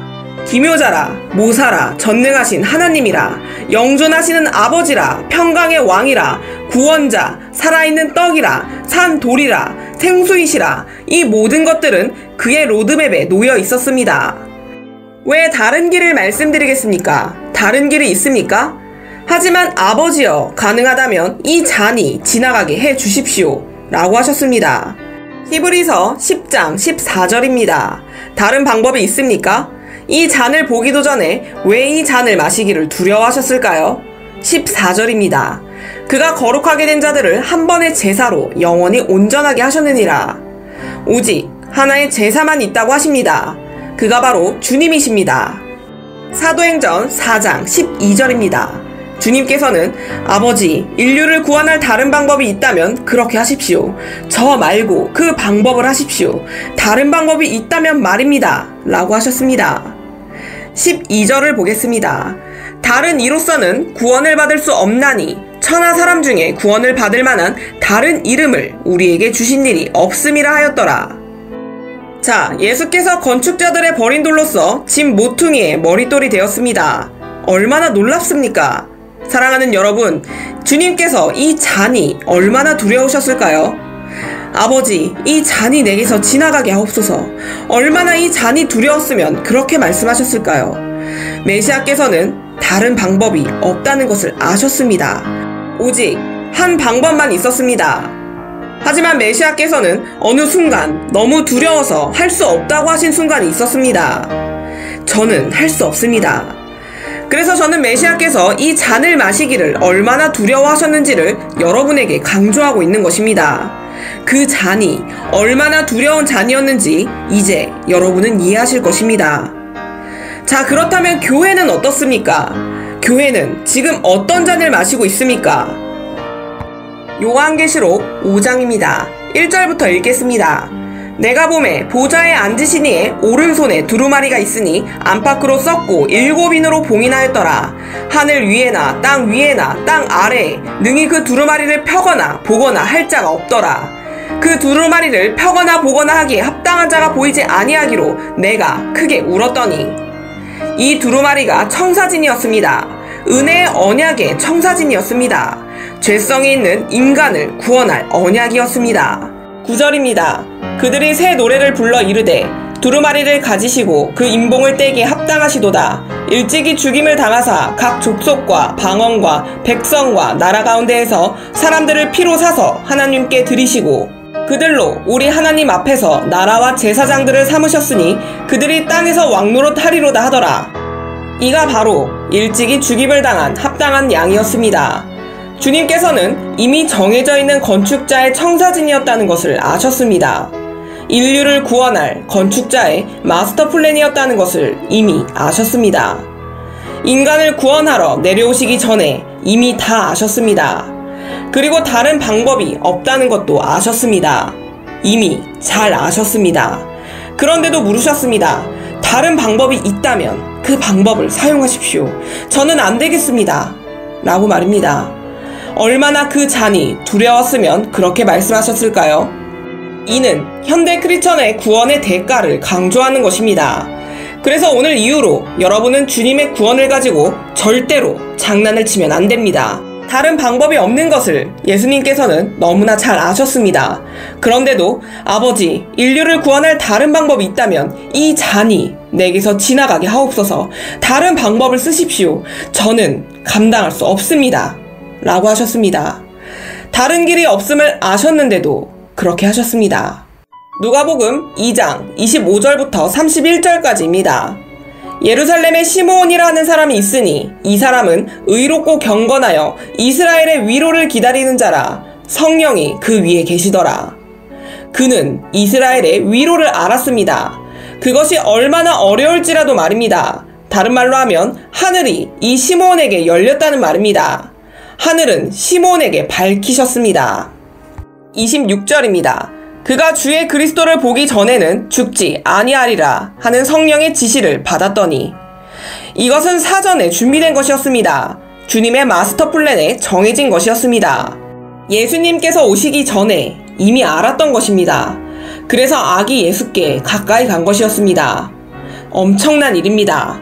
저는 2004년 4월 2일 환상을 절대로 잊을 수 없습니다. 저는 세례 요한과 논쟁하는 것을 본 후 주님께서 나오셨습니다. 이것은 전에 나눈 적이 없습니다. 주님께서 보좌에서 나오셔서 저에게 말씀하셨습니다. 그렇다, 사실이다 라고 하셨고 저에게 물으셨습니다. 나를 위해 이 일을 할 수 있겠느냐 라고 하셨습니다. 저는 절대로 잊을 수 없습니다. 그 후로 저는 지금까지 정말 많이 울었습니다. 자, 주님은 주님 자신이라는 것을 아셨습니다. 주님 자신이셨습니다. 너무나 잘 알고 계셨습니다. 다른 방법이 없다는 것을 말입니다. 시므온은 주님을 기다렸습니다. 메시아께서 오실 때까지 죽지 않을 것이라는 것을 알았습니다. 얼마나 더 이상 가르쳐 드릴까요? 두려운 잔에 대해서 말입니다. 각 나라에 있는 양들을 준비시키도록 얼마나 더 여러분들에게 가르쳐 드릴까요? 그 잔을 들기를 두려워하셨습니다. 다른 방법이 없는 것을 알면서도 말입니다. 아버지여, 이 잔이 내게서 지나가게 하옵소서. 다른 길이 있다면 말입니다. 그 방법을 하십시오. 저는 안 되겠습니다. 얼마나 두려웠으면 다른 방법이 없는 것을 아시면서도 그러셨겠습니까? 그 잔을 교회가 마시라고 하시는 것입니다. 27절입니다. 성령의 감동으로 성전에 들어가매 마침 부모가 율법의 관례대로 행하고자 하여 그 아기 예수를 데리고 오는지라. 시므온이 아기를 안고 하나님을 찬송하여 이르되 주제여, 이제는 말씀하신 대로 종을 평안히 놓아주시는도다. 이 말은 저는 이제 죽을 준비가 되었다는 말입니다. 30절입니다. 내 눈이 주의 구원을 보았사오니 이는 만민 앞에 예비하신 것이요. 자, 그는 구원이 만민을 위해서 준비되었다는 것을 알았습니다. 하지만 예수님께서는 그 두려운 잔 때문에 아버지, 다른 길을 찾으십시오 라고 하신 것입니다. 대주제의 하나님이시기 때문에 다른 방법을 찾으실 수 있을 것입니다 라고 한 것입니다. 크리스천의 구원의 대가, 오늘날 크리스천들이 장난치고 있는 것을 여러분이 보고 있는 것입니다. 모더니즘, 현대 크리스천들이 오늘날 가지고 놀고 있는 것입니다. 그래서 아버지께서는 내 오른편에 있는 내 아들아, 이 자들은 너무나 사악하다. 이리로 올라오라. 노아의 때처럼 지구를 심판하고 새로운 세대와 함께 새롭게 시작할 것이다 라고 하십니다. 이 세대가 무엇을 한 겁니까? 내 눈이 주의 구원을 보았사오니 이는 만민 앞에 예비하신 것이요 이방인에 대한 계시를 위한 빛과 이스라엘 백성의 영광입니다. 시므온은 그가 바로 그 이심을 알았던 것입니다. 그런데 그가 잠시 동안 도망가려 하셨던 것입니다. 두려운 잔입니다. 아버지의 진노의 잔 때문입니다. 그 잔을 마실 때 하나님께서 처음으로 얼굴을 돌리신 것입니다. 바로 죄 때문에 말입니다. 여러분이 작은 죄라고 하는 거짓말, 욕, 여자, 남자들 그런 것들 때문에 말입니다. 죄는 장난이 아닙니다. 여러분, 죄는 아이들이 가지고 노는 그런 것이 아닙니다. 죄는 여러분이 장난칠 어떠한 것도 아닙니다. 그것은 두려운 것입니다. 그 무게와 대가는 엄청납니다. 하나님의 저주의 잔, 죄의 잔, 하나님의 심판의 잔, 두려운 하나님의 저주의 잔입니다. 잔은 하나님의 은혜의 언약에 메시지가 있는 잔입니다. 예수님께서는 은혜의 메시지가 적혀 있다는 것을 아셨습니다. 이미 오시기 전에 그것은 대체될 수 없다는 것을 아셨습니다. 바뀔 수가 없었습니다. 아버지의 엄청난 최종적인 선포로 정해진 것을 아셨습니다. 아버지에 의해 예언된 것이라는 것을 아셨습니다. 하지만 그 죄의 무게로 인하여 얼마나 두려운 잔인지를 아시고 거의 도망가려 하신 것입니다. 하나님 아버지의 최종적인 선포로 하나님의 은혜의 메시지가 들어있는 잔이라는 것을 아셨습니다. 아버지의 최종 권위로 정해진 것이라는 것을 아셨습니다. 하지만 도망치려 했던 것입니다. 그렇다면 교회가 마셔야 한다는 잔과 메시아께서 받으신 잔이 정말 같은 잔일까요? 그 같은 잔을 교회가 마셔야 하는 것일까요? 사람을 구원하는 일과 엄청난 죄에서 교회를 건지는 일이 중요하기 때문에 예수님께서는 그 잔을 마셔야 한다는 것을 매우 잘 아셨습니다. 그래서 그 잔을 마시면 저 밑에 있는 지옥에까지 가셔야 함도 잘 아셨습니다. 그리고 지옥에도 가셨습니다. 그리고 한번 주님께서는 메시아께서 어떻게 십자가에 죽으셨는지에 대해 저에게 보여주셨는데 얼마나 많이 그것 때문에 수개월 동안 울었는지 모릅니다. 아무것도 할 수 없을 정도로까지 만드셨습니다. 왜냐하면 저는 이해하지 못했기 때문입니다. 주님께서 어떻게 이 모든 일을 겪으셨는지 말입니다. 어떻게 아버지께서 주님이 겪으시도록 허락하셨는지 말입니다. 더 충격적인 것은 메시아께서 겟세마네 동산을 선택하시고 거기서 발견되기를 원하셨기 때문이라는 것을 보고는 마음이 너무 상해서 너무 많이 울었습니다. 거기서 발견되기를 원하셨던 것입니다. 그리고 가셔서 학대를 받으셨습니다. 그리고 죽임을 당하셨습니다. 그 발견될 때를 상상할 수 있겠습니까? 그 순간을 상상할 수 있겠습니까? 정말 마음이 아픕니다. 그 사악하고 잔인한 사람이 예수님을 친 것입니다. 그 사람들이 이제 예수님을 잡아가고 같이 걸어갑니다. 그리고 심지어 하나님 아버지께서도 얼굴을 돌리셨습니다. 상상이 가십니까? 마음이 무너집니다. 메시아에게도 그 잔이 얼마나 무거운지를 아셨지만 발견되기를 원하셨고 거기로 가셨던 것입니다. 그들이 메시아를 찾아다니기를 원하지 않으셨던 것입니다. 이러한 악한 자들을 한 번에 쳐서 물리칠 수 있었지만 그렇게 하지 않으셨습니다. 그 십자가를 지는 것이 얼마나 힘든 일인지 알면서도 말입니다. 그리고 저 지옥까지 내려가셨던 것입니다. 누가복음 22장 44절입니다. 예수께서 힘쓰고 애써 더욱 간절히 기도하시니 땀이 땅에 떨어지는 핏방울같이 되더라. 여러분은 구원의 무게를 상상할 수 있을 것입니다. 예수님께서는 어느 지점에서 포기하고 싶으셨다는 것을 말입니다. 하지만 지금은 가고 계십니다. 너무나 많은 고통을 겪으시고 땀이 핏방울같이 떨어졌습니다. 에베소서 1장 4절입니다. 예수님은 그 계획이 자기 자신이었던 것을 아셨습니다. 다른 방법은 없었습니다. 곧 창세 전에 그리스도 안에서 우리를 택하사 우리로 사랑 안에서 그 앞에서 거룩하고 흠이 없게 하시려고 창세 전에 타락 전에 인간이 타락할 것을 아시고 하나님께서는 우리를 선택하셨습니다. 그 앞에 흠없고 거룩하게 하려고 하셨습니다. 창세 전에 이미 인간들이 타락할 것을 아셨습니다. 그런데도 그 후에 주님께서는 지구의 기초를 세우셨습니다. 이미 창세 전에 다 아셨습니다. 심지어 창세 전에 모든 것을 다 아셨음에도 불구하고 예수님께서는 떨으셨고 평강의 왕께서 처음으로 걱정이 되셨고 식은땀을 흘리셨습니다. 그리고 엄청난 학대를 두려워하셨던 것입니다. 군중 앞에서 옷이 벗겨지고 수치를 당할 것을 아셨습니다. 정말 믿을 수가 없습니다. 저는 제가 본 것을 다 표현할 수 없습니다. 십자가의 처형, 그것은 정말 믿을 수 없는 것입니다. 요한계시록 13장 8절입니다. 죽임을 당한 어린 양의 생명책에 창세 이후로 이름이 기록되지 못하고 이 땅에 사는 자들은 다 그 짐승에게 경배하리라. 주님께서는 창세 전부터 이렇게 하실 것을 아셨고 그리고 그렇게 하셨습니다. 예수님의 삶이 그 우주의 세상 창조의 기초가 되셨습니다. 하지만 그날이 닥쳤을 때 도망가고 싶으셨던 것입니다. 그 잔이 얼마나 무거웠으면 그러셨을까요? 메시아가 마셔야 할 그 잔이 얼마나 무거웠으면 그러셨을까요? 그와 같은 잔을 교회가 마셔야 하는 것일까요? 마태복음 17장 22절 23절입니다. 예수님께서는 그가 바로 그 자신이심을 아셨습니다.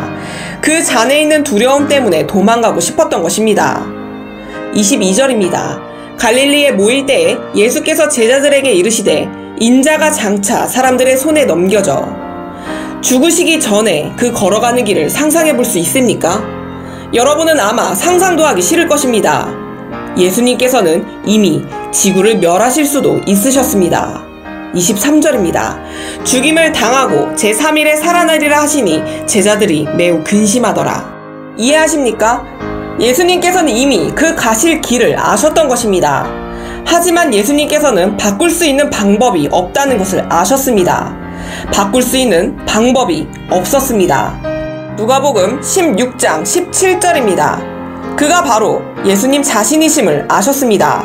바꿀 수 없음을 알았습니다. 하지만 그 잔에 있는 두려움 때문에 그날이 되었을 때 포기하고 도망가고 싶으셨던 것입니다. 누가복음 16장 17절입니다. 그러나 율법에 한 획이 떨어짐보다 천지가 없어짐이 쉬우리라. 율법, 바로 성경입니다. 그는 이미 아셨습니다. 이것은 이미 기록되었고 세워졌고 반드시 이루어져야 함을 아셨습니다. 누가복음 21장 32절입니다. 내가 진실로 너희에게 말하노니 이 세대가 지나가기 전에 모든 일이 다 이루어지리라. 바꾸는 것은 불가능하다는 것을 말씀하고 있는 것입니다. 반드시 해야 함을 아셨습니다. 하지만 그것은 엄청 힘들고 고통스러울 것이었습니다. 요한복음 12장 27절 28절입니다. 지금 내 마음이 괴로우니 무슨 말을 하리요? 아버지여, 나를 구원하여 이때를 면하게 하여 주옵소서. 그러나 내가 이를 위하여 이때에 왔나이다. 아버지여, 아버지의 이름을 영광스럽게 하옵소서 하시니 이에 하늘에서 소리가 나서 이르되 내가 이미 영광스럽게 하였고 또다시 영광스럽게 하리라 하시니.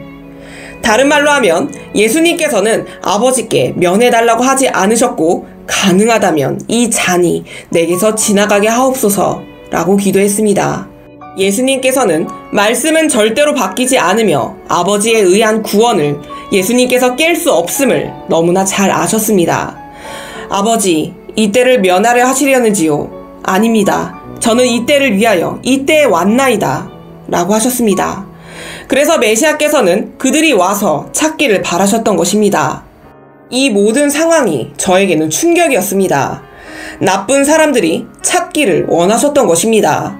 마가복음 10장 32절에서 34절입니다. 예루살렘으로 올라가는 길에 예수께서 그들 앞에 서서 가시는데 그들이 놀라고 따르는 자들은 두려워하더라. 이에 다시 12제자를 데리시고 자기가 당할 일을 말씀하여 이르시되 무슨 일이 일어날지 이미 아셨습니다. 그래도 포기하고 싶으셨습니다. 33절입니다. 보라, 우리가 예루살렘에 올라가노니 인자가 대제사장들과 서기관들에게 넘겨짐에 그들이 죽이기로 결의하고 이방인들에게 넘겨주겠고 그들은 능욕하며 침뱉으며 채찍질하고 죽일 것이나 그는 3일 만에 살아나리라 하시니라. 이미 아셨습니다. 사랑하는 여러분, 주님께서는 은혜의 조건을 아셨습니다. 아버지에 의해 선포되었기 때문에 반드시 성취될 것을 아셨습니다. 하나님 아버지의 말씀은 바뀔 수 없습니다. 창조될 때부터 이미 아셨습니다. 마가복음 13장 31절입니다. 천지는 없어지겠으나 내 말은 없어지지 아니하리라. 메시아께서는 이 잔을 받으실 것을 아셨습니다. 하지만 그 잔의 중대성과 무게 때문에 그 잔을 받기를 두려워하셨던 것입니다. 교회의 낙태, 목사들이 죄를 조성하고 목사들이 여자들을 유혹하고 자기 차에 태우고 항상 돈을 이야기하고 다른 사람을 도와주지 않는 이런 크리스천들 때문에 예수님께서 오신 원래 이유입니다. 예수님이 오셔야 거룩함으로 인도하고 많은 사람들이 영생에 들어갈 수 있습니다. 많은 여자들이 교회에서 벌거벗고 있습니다. 남편과 부인을 찾고 이성 친구들을 구합니다. 누가 더 많은 여자들을 만났는지 경쟁을 하고 돈 자랑을 합니다. 구원의 대가, 그것이 현대주의로 바뀌었습니다. 구원이 세상으로 바뀌었습니다. 마태복음 20장 23절입니다. 이르시되 너희가 과연 내 잔을 마시려니와 내 좌우편에 앉는 것은 내가 주는 것이 아니라 내 아버지께서 누구를 위하여 예비하셨든지 그들이 얻을 것이니라. 다른 버전에서는 내 피에 침례에 참여할 것이라고 말씀하십니다. 자, 예수님께서 말씀하시는 잔이 무엇일까요? 주님께서 명하시는 교회가 마셔야 하는 잔이 있습니다. 그것은 겟세마네 동산에서의 그 잔과는 다른 잔이라고 말씀하십니다. 예수님께서 아버지의 진노의 잔을 마셨을 때 그 잔은 어떤 인간도 그것을 마실 수 없습니다. 그래서 교회에게 잔을 주십니다. 그만큼 교회를 사랑하시는 것입니다. 고린도 후서입니다. 교회가 마셔야 하는 잔입니다. 우리가 마셔야 하는 잔입니다. 우리가 이 잔을 마시더라도 우리는 절대로 해골의 곳인 골고다 근처에 있는 예루살렘 여자들이 준비한 다른 잔을 마심으로 크리스천으로서 간음을 해서는 안 됩니다. 고린도후서 4장 10절에서 12절입니다. 우리가 항상 예수의 죽음을 몸에 짊어짐은 예수의 생명이 또한 우리 몸에 나타나게 하려 함이라. 우리 살아있는 자가 항상 예수를 위하여 죽음에 넘겨짐은 예수의 생명이 또한 우리 죽을 육체에 나타나게 하려 함이라. 그런즉 사망은 우리 안에서 역사하고 생명은 너희 안에서 역사하느니라. 잔이 있습니다. 하나님의 진노의 잔입니다. 이 잔은 메시아께서만 받을 수 있는 잔입니다. 모든 인간의 죄를 짊어지는 잔입니다. 이 잔은 교회는 받을 수 없는 잔입니다. 여러분은 안 됩니다. 그렇게 되면 여러분 스스로가 구원하는 것이 되기 때문입니다. 하지만 우리에게 마시라는 잔의 의미는 이것입니다. 어린 양 그리스도의 죽음을 깨닫고 믿는 자의 삶에서 그것이 구체화되어야 하는 것입니다. 늘 주님께서 죽으신 것처럼 살아야 한다는 것입니다. 다른 말로 하면 교회가 마셔야 하는 잔, 그 잔 역시 외롭다는 것입니다. 고통이 있습니다. 하지만 메시아의 수준이 아니라 우리의 수준에서의 고통입니다. 베드로전서 4장 13, 14절입니다. 오히려 너희가 그리스도의 고난에 참여하는 것으로 즐거워하라. 이는 그의 영광을 나타내실 때에 너희로 즐거워하고 기뻐하게 하려 함이라. 이것은 메시아가 오실 때를 말합니다. 14절입니다. 너희가 그리스도의 이름으로 치욕을 당하면 복 있는 자로다. 영광의 영, 곧 하나님의 영이 너희 위에 계심이라. 놀라운 말씀입니다. 너 또한 진정으로 내 잔을 마실 것이다 라고 교회에 말씀하십니다. 하지만 우리는 지금 작은 고통이 여기에 있는 것을 봅니다. 교회가 이 잔을 받음으로써 말입니다. 예수님께서 육을 십자가에 못 박을 때 가지고 가신 그 잔을 교회에 주신 것입니다. 그것을 교회에 주셨습니다. 말씀하시기를 너희도 세상에 의해 거절당하며 고난을 받을 것이다. 외로움을 겪으라. 세상이 어떻게 하든 말이다. 라고 하시는 것입니다. 그러나 지금은 다릅니다. 사랑하는 여러분, 왜 다른가 하면 여러분이 교회로서 여러분은 이미 그 잔을 마시는 고통을 겪으려고 고생하고 있기 때문입니다. 그래서 그 잔을 마시라고 교회에 제안하신 것입니다. 메시아께서 그 잔을 마셨는데 그것은 아버지의 잔이었고 그로 인해 아버지로부터 격리되셨습니다. 교회가 마셔야 하는 잔과는 완전히 다른 잔입니다. 여러분이 마시는 잔은 세상으로부터 거절당하는 고통의 잔이며 외로움의 잔입니다. 그 잔은 모든 친구들이 좋아하지 않고 더 이상 전화를 하지 않습니다. 그들은 찾아오지 않습니다. 완전히 혼자가 되는 것입니다. 사람들은 우리가 이상하게 보인다고 말합니다. 여러분이 그 잔을 마시라고 부르심을 받았을 때는 첫 번째, 하나님의 사랑이 부어지는 것입니다. 두 번째, 하나님의 은혜가 여러분에게 부어지는 것입니다. 하지만 메시아께서 그 잔을 마셨을 때는 하나님의 진노가 부어졌습니다.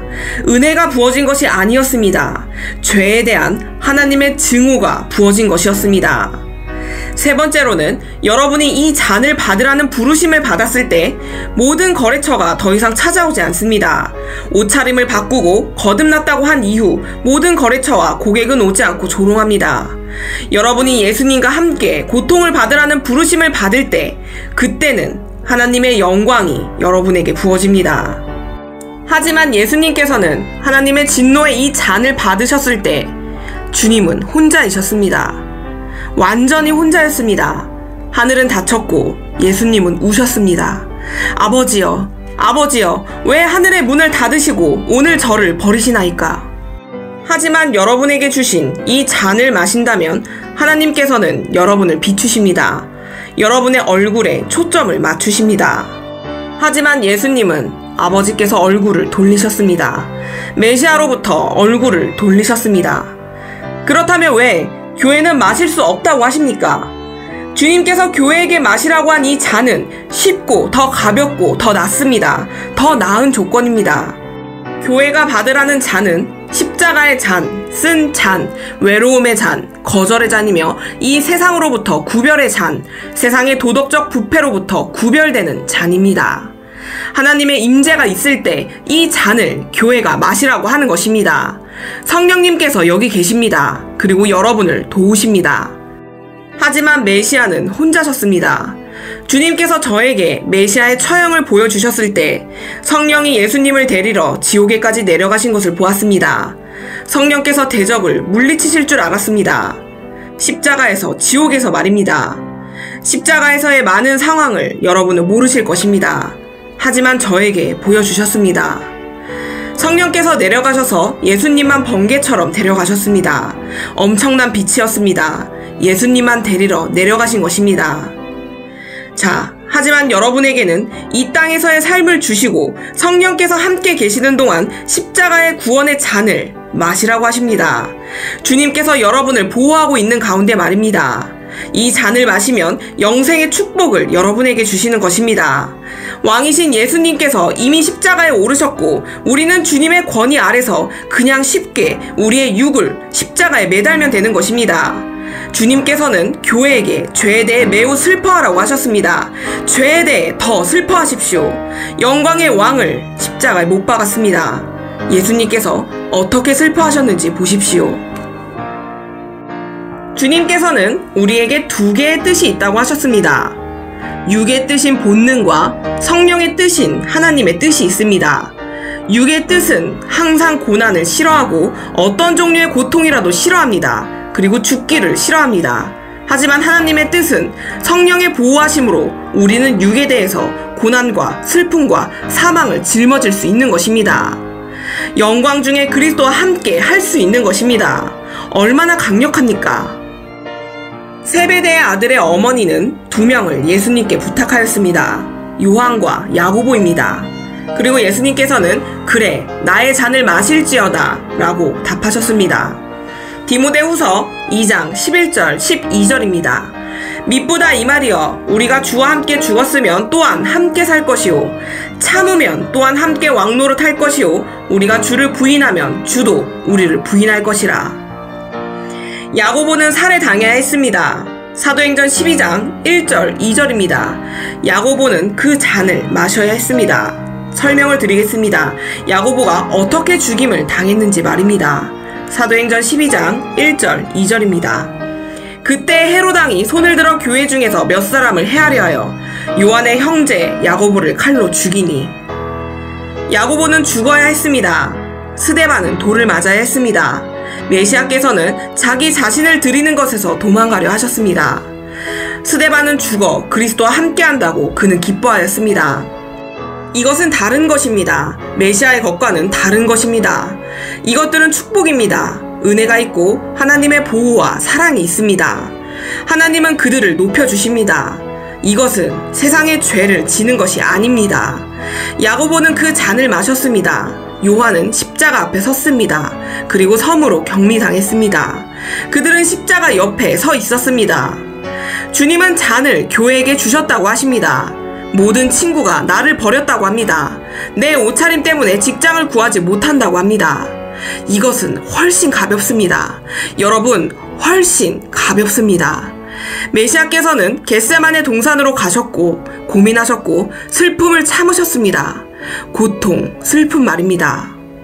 예수님은 언제나 행복하셨습니다. 그러나 그때 기쁨은 없고 고통이 있었습니다. 그래서 땀이 피처럼 흘렀습니다. 고통을 겪으신 것이었습니다. 평안이 없었고 왔다 갔다 3번이나 하셨습니다. 주님의 평소의 모습이 아닌 이상한 모습이었습니다. 십자가에 오르실 때까지 말입니다. 그리고 말씀하셨습니다. 다 이루었다. 사랑하는 여러분, 육을 십자가에 못 박도록 하십시오. 못 박으십시오. 성령의 교회가 태어날 것입니다. 이 어두운 세상에 의해 버림받은 다른 교회가 될 것입니다. 십자가에 서 있기를 바랍니다. 매일매일 고통을 견디는 자가 되기를 바랍니다. 핍박입니다. 친구들이 떠나갑니다. 교회에게 주신 잔을 마시기를 바랍니다. 훨씬 가벼운 잔입니다. 그 잔에 참여합시다. 주님께서 주신 잔을 마시고 주님의 피로 침례를 받으십시오. 오늘 방송은 선지자님께서 인도해 주신 영적 기도로 마치도록 하겠습니다. 축복합니다. 주님을 보기를 원하는 사람은 따라하십시오. 전능하신 예수님, 오늘 회개합니다. 죄에서 떠나고 제 마음에서 전심으로 주님을 구세주로 영접합니다. 제 안에 거룩함을 세우시고 육을 십자가에 못 박도록 도와주시옵소서. 매일 십자가의 삶을 살고 영적인 교회가 나오게 하시옵소서. 주님과의 영생을 보게 하옵소서. 전능하신 예수님의 이름으로 기도합니다. 아멘.